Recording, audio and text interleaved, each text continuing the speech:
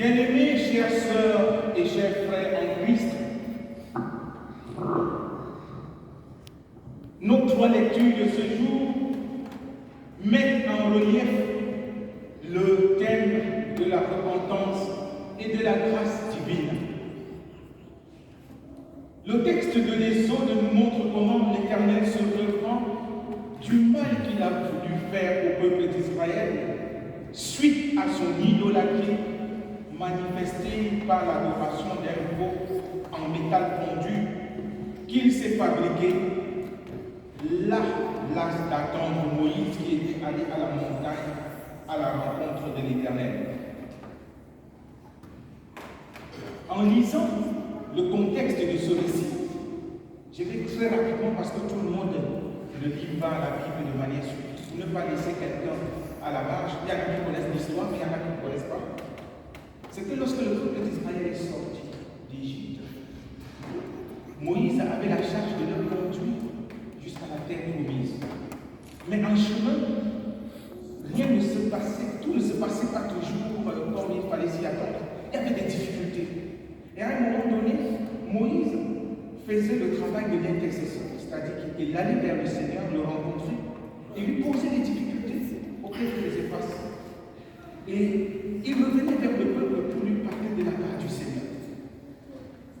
Dans cet épisode, Moïse monte et il met plus de temps que prévu. Les gens sont fatigués d'attendre. Ils se disent, mais où est ce Moïse qui est venu nous sortir d'Égypte? Et puis, il nous abandonne comme ça dans le désert. Et du coup, le peuple dit, bon, comme Moïse n'est pas là, et Dieu ne nous parle plus, il faut que nous fassions nous-mêmes notre Dieu. Ils ont ramassé tous les bijoux, ils ont demandé aux femmes de donner les boucles d'oreilles en or, toutes les choses, on a tout ramassé. Et ils ont fondu pour fabriquer un veau en bois. Et ils ont dit, Israël, voici ton Dieu.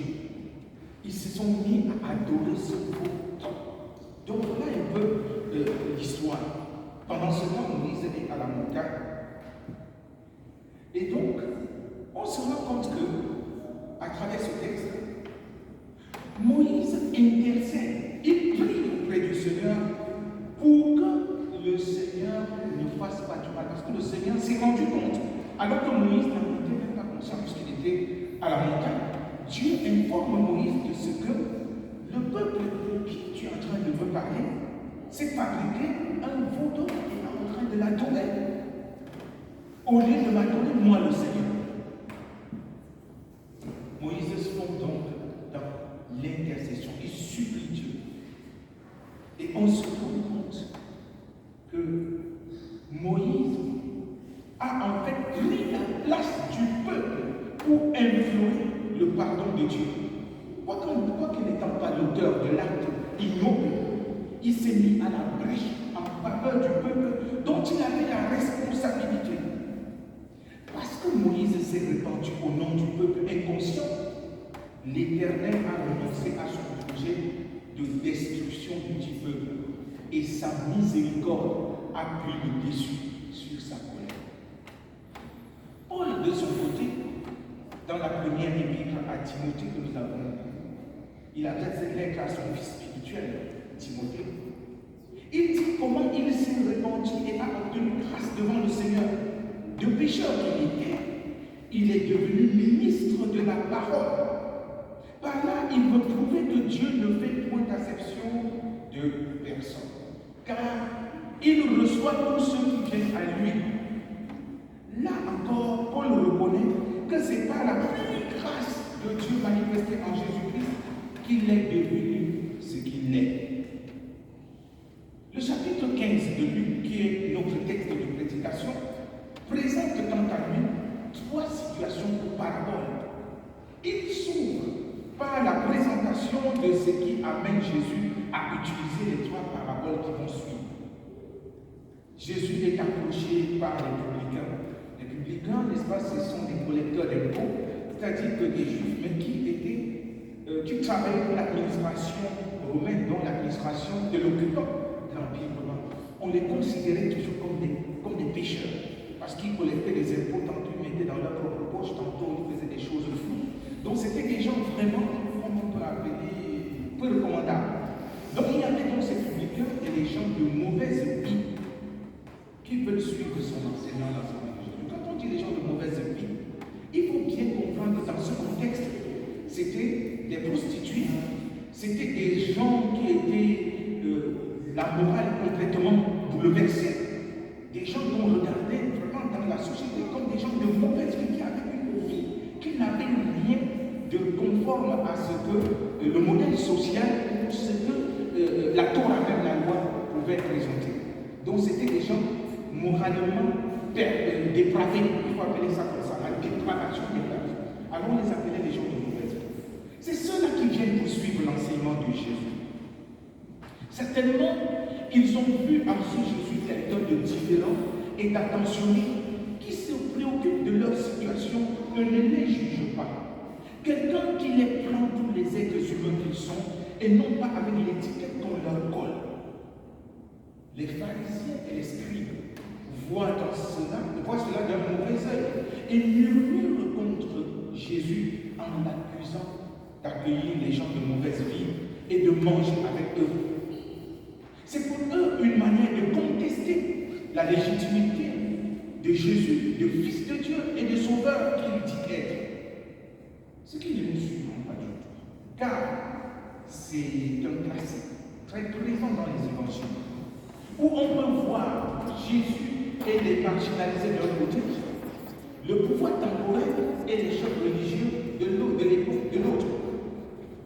Jésus sait ce qui se trame dans l'esprit de ses contradicteurs et leur répond à travers les 3 paraboles qui vont suivre. Dans son histoire, Jésus parle d'un animal, la brebis, pour aboutir à la personne humaine, le Fils, en passant par une chose, la pièce. Une façon de dire que tout propriétaire conscient accorde de l'importance à ce qui lui est cher. 99 brebis sont en sécurité, on va chercher la seule qui manque à la peine. Les autres pièces sont dans la bourse, on va chercher celle qui est tombée. L'autre fils est là avec nous, très serviable et fait la fierté du Père. Mais il est triste et resté en attente de celui qui est parti. Parlons de la brebis perdue, frères et sœurs. Jésus conclut de la sorte au verset 7. De même, je vous le dis, il y aura plus de joie dans le ciel pour un seul pécheur qui se repent que pour 99 justes qui n'ont point besoin de repentance.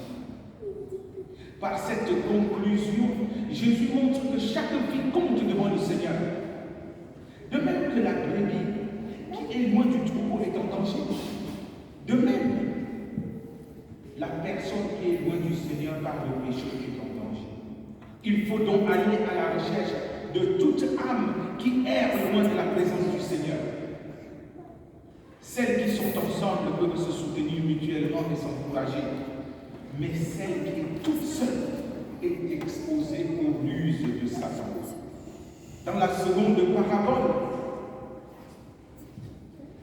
Jésus parle de la pièce égarée. Il arrive à la même conclusion, à une nuance près. Au verset 10, il dit ceci. De même, je vous le dis, il y a de la joie devant les anges de Dieu pour un seul pécheur qui se repent. Ici, la nuance tient à ceci qu'il ne fait plus mention des justes.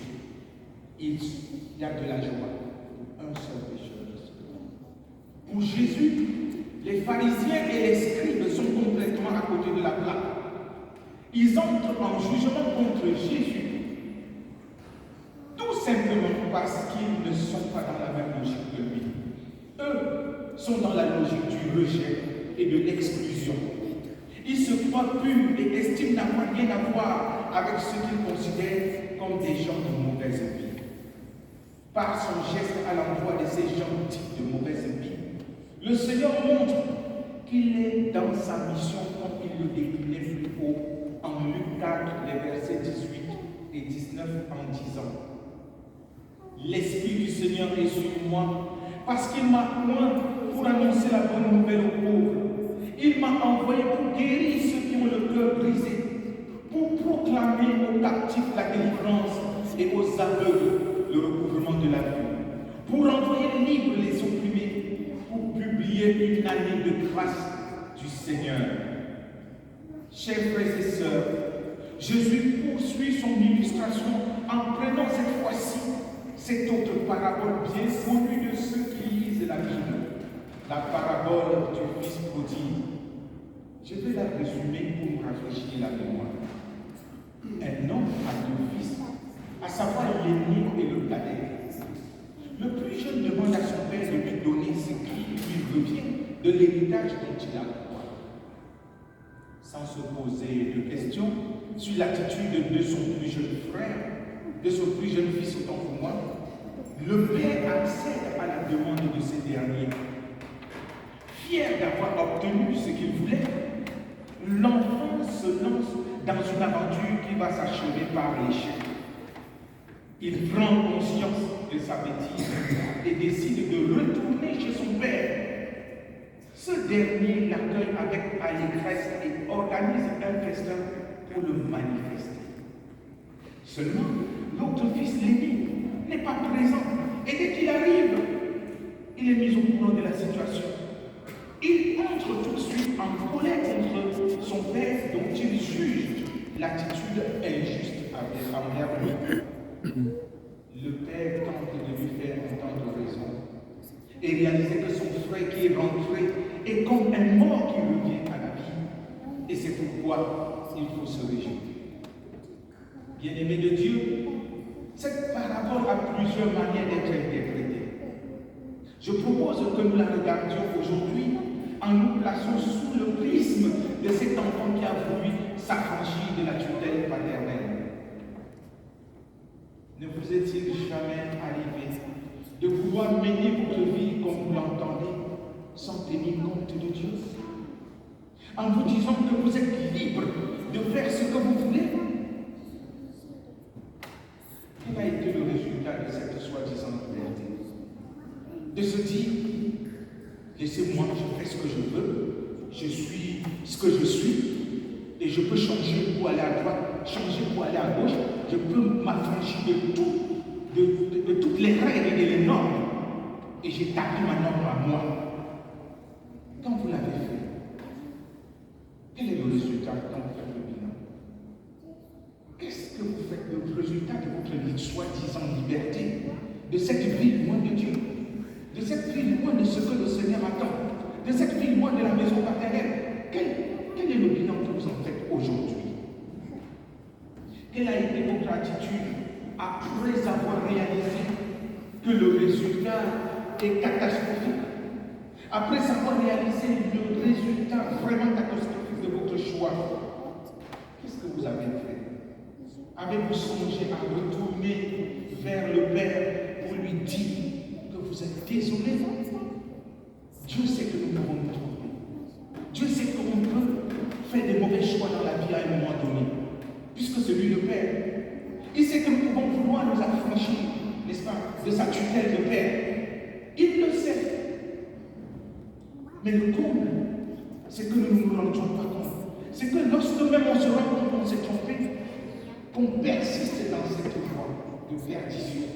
Au lieu de se repentir, de se convertir, c'est-à-dire de changer de direction et de dire je vais retourner vers mon Père.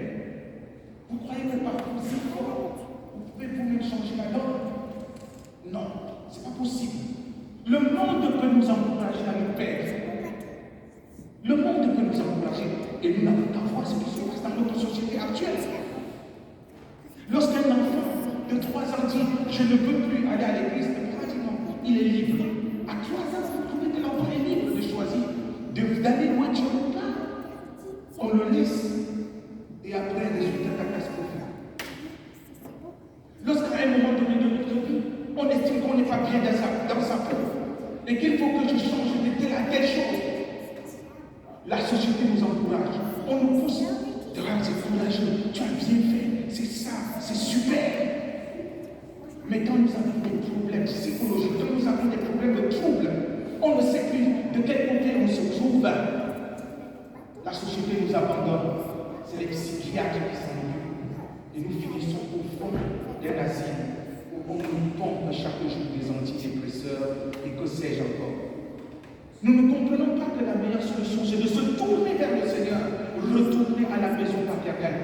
Quel que soit le péché que nous avons fait, prenons conscience que Dieu est amour, il nous accueille sans nous juger. Il nous accueille sans nous juger, pas pour nous comporter dans ce que nous sommes, mais pour nous amener là où il veut que nous soyons. C'est cela, cet enfant a compris. Parfois on le regarde et juste pour dire, mais vous connaissez le parcours qu'il a fait. Aller travailler comme quelqu'un qui ramasse des choses qui nourrit dans la porcherie. La porcherie pour les juifs, c'est catastrophique. C'est comme si vous demandiez à un musulman, n'est-ce pas, d'aller travailler dans une porcherie. Lui, il l'a fait parce qu'il voulait se sauver lui-même.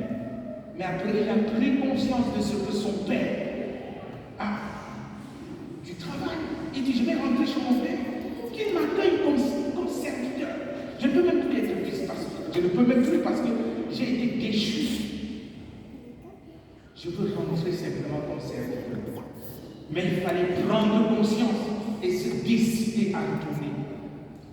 Frères et sœurs, quel que soit l'endroit où vous vous trouvez, le retour est possible. Le retour est possible. On peut vous mentir et vous dire que ce n'est pas possible. Vous faites croire que vous devez continuer. Non. Repentez-vous. Convertissez-vous et revenez vers le Seigneur. Cette maison du Père où il accueille les gens, il va vous prendre tel que vous êtes. Mais lui va se charger de faire de vous l'homme ou la femme qu'il veut que vous soyez. Il est très important de se tourner vers le Seigneur. Oui, cette parabole nous montre qu'il n'est pas trop tard pour changer. Il n'est pas trop tard pour changer de temps. Ce serait dommage de persister dans la foi de perdition. Alors mon frère, ma soeur, dans quoi te caches-tu pour croire que c'est trop tard de revenir? Qu'est-ce qui te fait peur de te convertir? C'est quoi? C'est le regard des autres? C'est la société? C'est la famille? C'est des amis? C'est quoi? De quoi as-tu peur pour changer et revenir vers le Seigneur? Aujourd'hui, le Seigneur, dans son amour, te montre que il est toujours là, avec ses bras et son cœur ouvert, qui attend de ton retour. Tant que tu ne rentreras pas, le Seigneur ne fermera pas la porte. Parce qu'il t'aime, parce que tu as du prix à ses yeux. Le Seigneur a vraiment besoin de toi. Quel que soit ce qui te tient captif, tourne-toi vers le Père. Parle avec lui. Oui, c'est pour cela que Jésus est venu. Il est venu pour libérer les captifs. Il est venu pour annoncer une bonne nouvelle aux pauvres que nous sommes. Il est venu pour proclamer une année de grâce. Est-ce que tu vas tourner le dos à la grâce de Dieu ou alors tu vas ouvrir ton cœur et dire Seigneur, me voici tel que je suis. Qu'il nous donne le courage de faire marche prière, de nous convertir, de revenir à la maison. La porte reste en